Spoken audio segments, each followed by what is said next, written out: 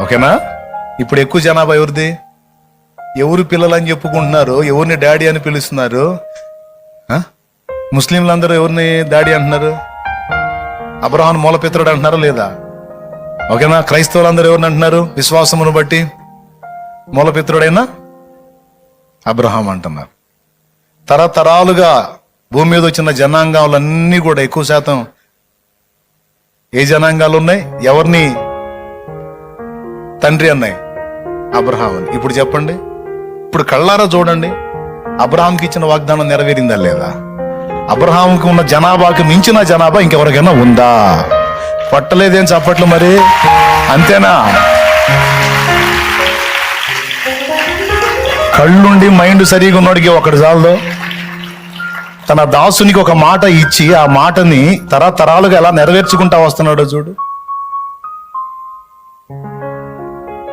విశ్వాసాన్ని బట్టి మనల్ని తీసుకెళ్లి అబ్రహాంకే తగిలిచ్చాడు. యూదులందరూ అబ్రహాం సంతానమైనాయి, ఇష్మాయేలుకు పుట్టిన ముస్లింలందరూ ఆయన సంతానమైనాయి. క్రైస్తవులుగా ఉన్నటువంటి వాళ్ళు మనందరం కూడా మూలపిత్రుడగు అబ్రహాం విశ్వాసమును బట్టి.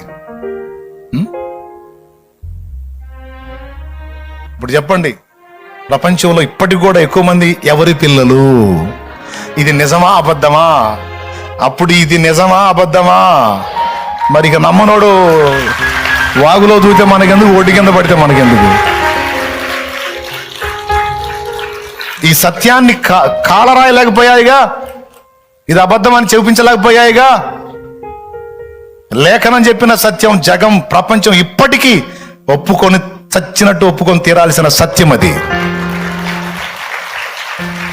ఓ ముస్లింలు అడుగుపో, ఎవరు నాయన మీ మూలపిత్రుడు ఎవరంటే అబ్రహాం అంటాడు. అబ్రహాంకి ఇష్మాయేల్ పుట్టాడు, ఇష్మాయేల్ నుంచి మేమందరం వచ్చామంటాడు.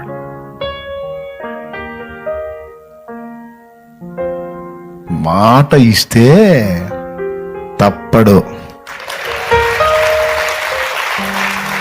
వాగ్దానం చేస్తే తప్పడు,